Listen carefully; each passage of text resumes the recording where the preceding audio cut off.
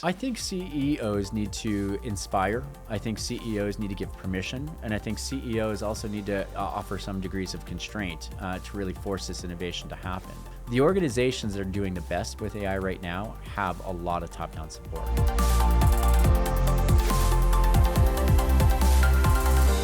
Today, I'm speaking with Bill Patterson, EVP of Corporate Strategy at Salesforce. With a background in software engineering and leadership roles at Salesforce and Microsoft, Bill has driven product innovation and AI-enabled customer solutions at scale. Welcome, Bill. Thanks for joining us today. Thank you for having me. So it's said by Jane Goodall that evolution is innovation. And so, what are your thoughts on evolution at this moment in time, Bill? I think Jane's quote about evolution being innovation just on a longer time period was really moving. And I think that where we find a lot of businesses themselves today really thinking about this evolutionary moment is highly innovative sort of thinking. And I do think organizations are really trying to push themselves in this from to transformation to a whole future that is not always super clear. And I think they're kind of discovering and navigating their way through this moment that are really about a set of endless possibilities, which I think is probably the most exciting time for us to sort of be in this domain. And you've seen these shifts, right? Like we've been through mobile, social, predictive AI. Now we're talking about agentic AI, automation. Like for the leaders out there, what does this shift mean for them? Where we find ourselves today is not super clear at times. It's totally unknown. And I think that a lot of the things that we've learned, like a lot of the processes that we've been built, maybe been done so on the basis of, we had some constraints around human capacity, so let's build processes for those constraints. Where we are with generative AI is almost like this moment where we can get rid of those constraints. So what does that mean? It means we have to rethink our processes, rethink our work, and rethink that empowerment for people, really to almost like redesign how workplaces are imagined, delivered, and what kind of experiences we create for our customers.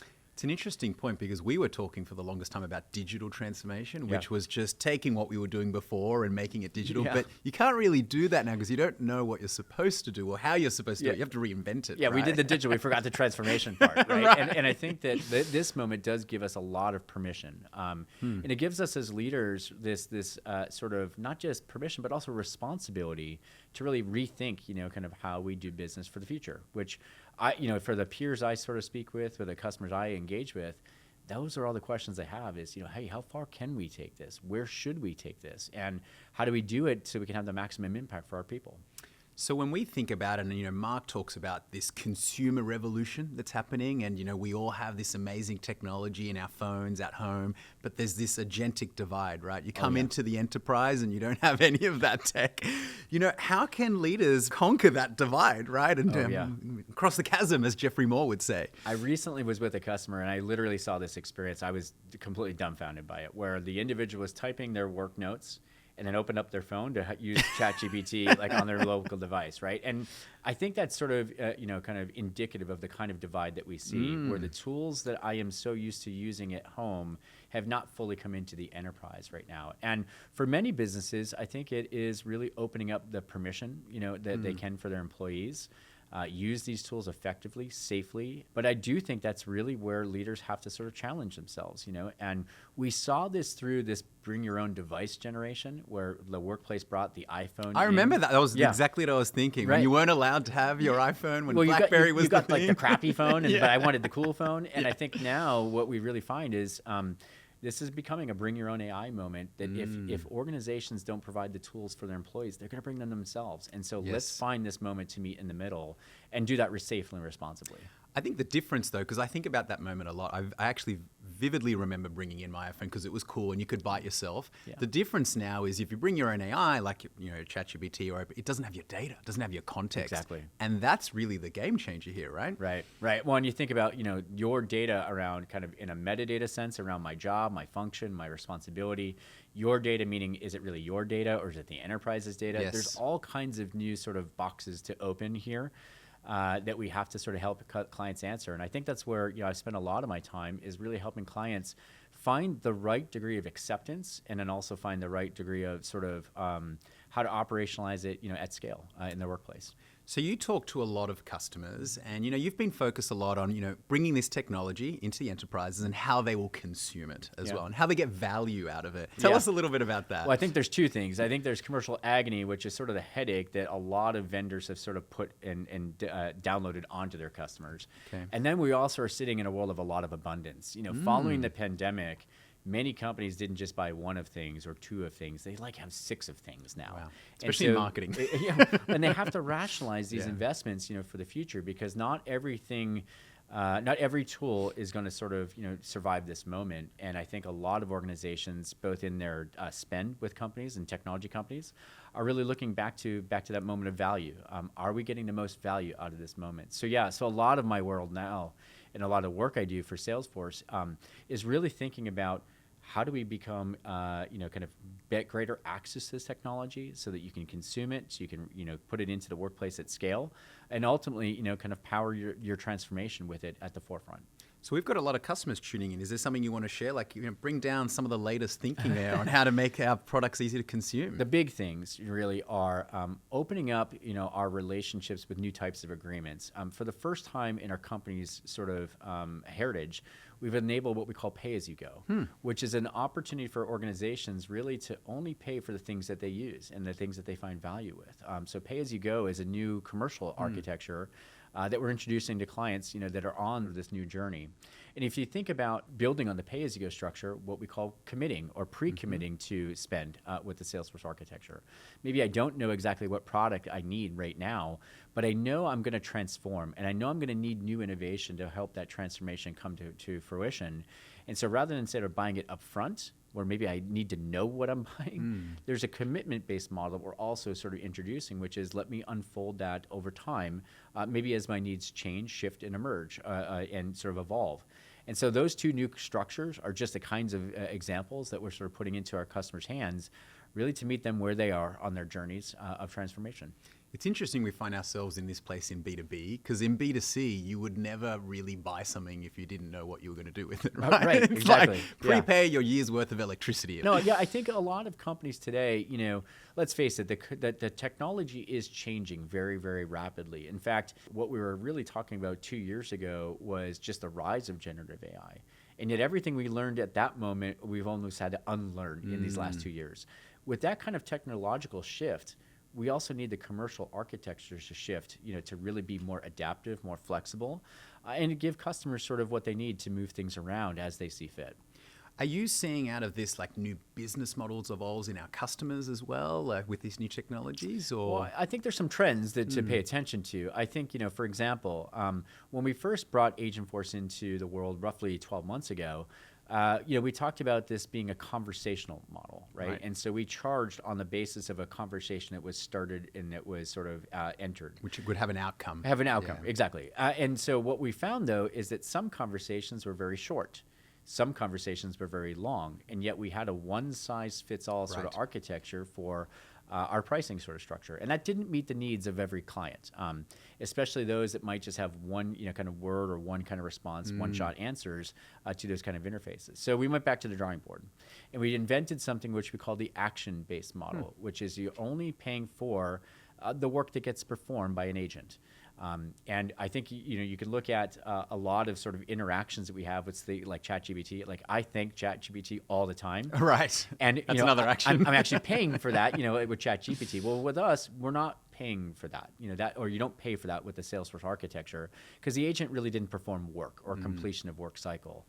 And so this completion of work model we think is actually more in line with what our clients want, which is paying for work performed, not just sort of chatting with the application in general. Now, the million-dollar question is where this will surface, right? Yeah. Is it in Slack? Is it in our native Salesforce apps? Is it somewhere else? Does that change, our infrastructure or architecture? Well, I'd like it to be more of a billion-dollar question. But no, look, in general, I think that with this moment in time, we should not limit the exposure of the agents to only be working through certain channels.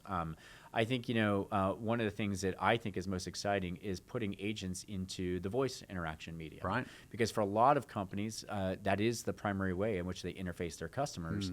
And I do think, by bringing agents into every channel, the digital channels, the traditional analog channels, even channels that like are offline, like email, can really help businesses right now. And so I think that just be where, kind of the modes of communication are sort of exploding for a lot of companies, we want the agents to be there to really help people keep up with that load. Now, I think it would be a disservice if I didn't ask, there's probably a lot of people that know you from your days coming in, reinventing Sales Cloud, which is now Agentforce Sales. Yeah. What does this mean for someone like, traditional user in sales or a sales rep? Like a lot of sort of sales and sales professionals today have used maybe agents as an augmentation of their experience. So maybe I'm, needing information about the price sheet or about what competitors I might be competing with in these opportunities.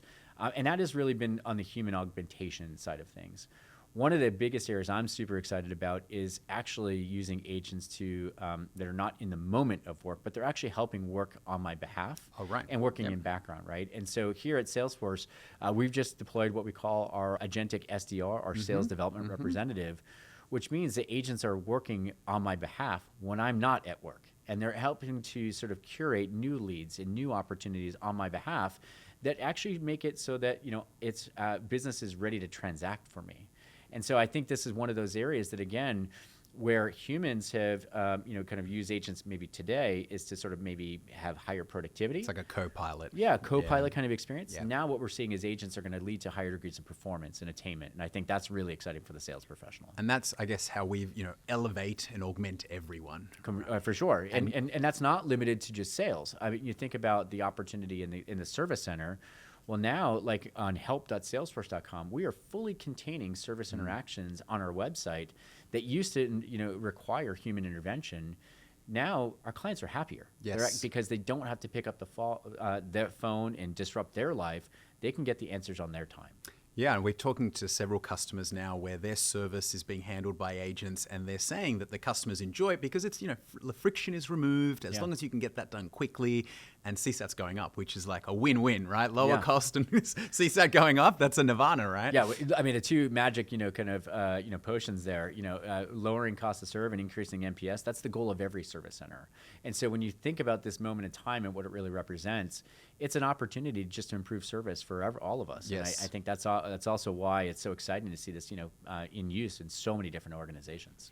Now, Bill, we've entered some new markets. So we've obviously gone from apps, you mentioned sales, service, marketing. We're now into Agentforce IT service, supply chain. Some folks may not recognize Salesforce being in these areas. First off, I think work has an opportunity to expand into new and exciting new ways. I think Slack, as a platform for us, is reach into new user communities that have gone beyond sales and customer service or marketing use cases.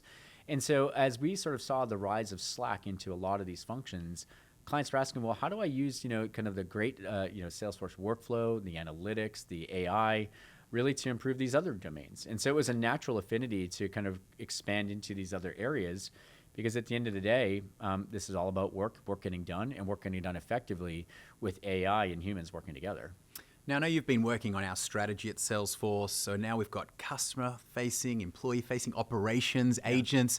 Where are we going next, right? Like, what's on the dance card for Salesforce? I think, we're always going to follow the ebbs and flows of where businesses need to transform. And I think if you think about the transformational opportunity around just operations, a lot of customers need that kind of automation, and they need that kind of engagement. The same sort of transformation we've done on the front end with customers, they need those same sort of transformations with their suppliers. They need those same set of transformations with all of those that sort of interface around their extended supply chains. And so I do think this opportunity for us to transform is really naturally taking the great core that we've established and then extending out into other places in the business. So now looking at this Agentforce 360 platform that we have, where do you think the biggest opportunity for our customers to start with us? Because it used to be you'd start with sales and maybe you go to customer service. Sure. How should they start now? Many organizations are in the realm of like the productivity realm today. Help me write more effective emails. Help me sort of summarize those emails so I can get, quick answers, to our customers. So productivity is sort of the first horizon that's there. I do think you're going to see organizations move into the area of, kind of cost containment, more efficiency. But ultimately, efficiency only gets you so far. And the last chapter of opportunity, I think, is really where we use these moments of like agents to drive new revenue and new revenue growth. And so while it's not necessarily just, sales and service and marketing teams, we all serve in terms of revenue growth. But how do we let these islands that have traditionally existed to work together really for new outcomes for the organization at large? So you mentioned you've been talking to a lot of CIOs. Yeah. I'm noticing a lot of chief people officers come involved because there's a big cultural shift For here. sure. What are you hearing as effective ways to bring, the teams across as part of this, entire organizations across with this? I hear more questions than answers. Okay. I think a lot of leaders, chief people officers are really trying to understand the effect of change management. A lot of, financial teams are saying, okay, what's the cost here? Yes. What's the return on this investment? A lot of, kind of technical teams are saying, how safe is this? How do I manage risk, more effectively in the organization? So I wouldn't say this is just a CIO sort of led activity.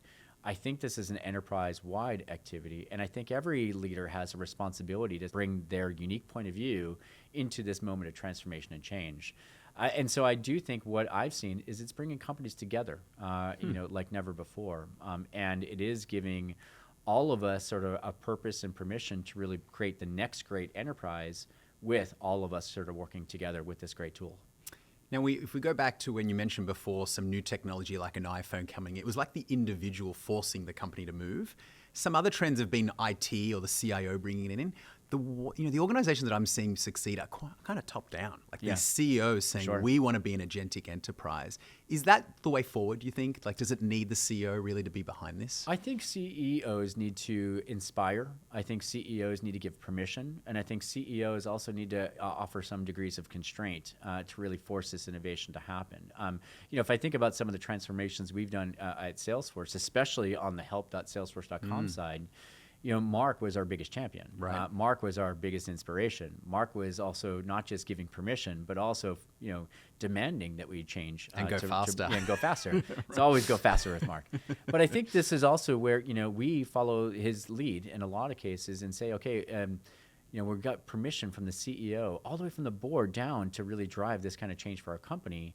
And it was incredibly uplifting. It was incredibly motivating. And I think that what we felt is we could not let Mark down because this is sort of, him asking us to really reinvent our future.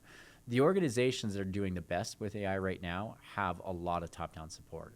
And they also know how to also support the bottoms-up innovation sort of dynamic. So really, both sides of that equation are required. Bill, if we're talking in 12 months' time, I remember this technology, we only launched Agentforce 12 months ago. Where do you think it's all going? We're going to enter into the world where value realization is probably forefront for a lot of businesses. There's heavy degrees of experimentation. There's more spending going on, kind of in these domains than probably we all anticipated over the last years. And eventually that will catch up. And people will say, okay, are we getting the most out of these investments? We just recently saw a study that was about like 90% of MIT, these, I think, MIT. right? That was like 90% of these initiatives are not reaching production levels. They're stuck in their experimental phases. So I do think this is where a lot of organizations are going to say, okay, are we in a bubble moment, or is the payoff really there? So the next 12 months, I think, are going to be really deeply rooted in, are we getting value? And that's something I'm really excited to take with some of the inventions of like new models where we only pay for work being performed. And really drive new ways for people to see that value and realize that value as the adoption continues to grow. So there's a lot of customers right now probably being pitched every day by different vendors. AI is probably in every marketing message. Yeah. For the folks that aren't as familiar with Salesforce, like why would they choose Salesforce for this revolution? Yeah, first off, I've gotten all the pitches too. You're getting them as well. Yeah, exactly. They even pitch me in my job.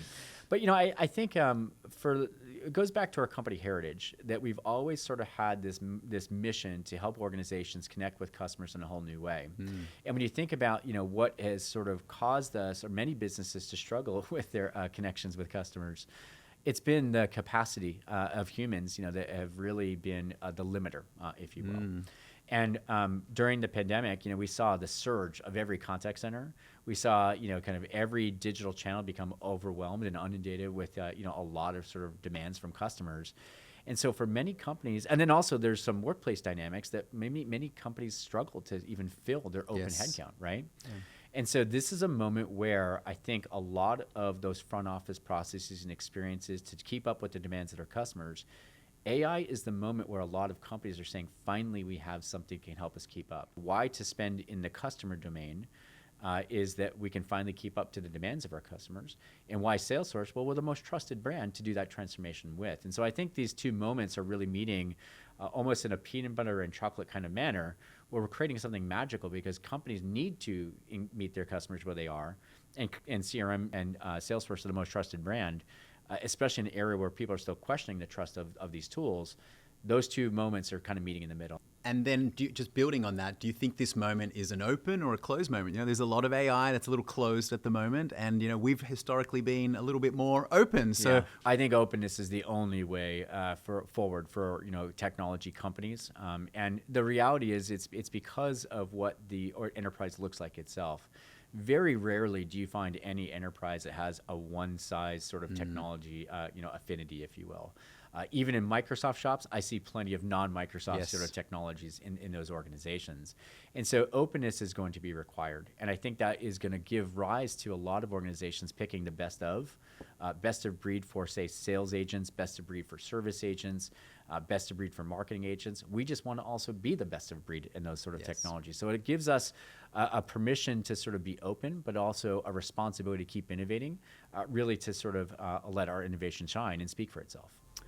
Bill, it's always a pleasure. I enjoy the work you're doing. It's great to see your journey at Salesforce as well. So please keep coming up with those big strategies. We need them at Salesforce to keep propelling. This is an exciting time. Thank you so much for having me. And look, we do what we do for the customers that we serve.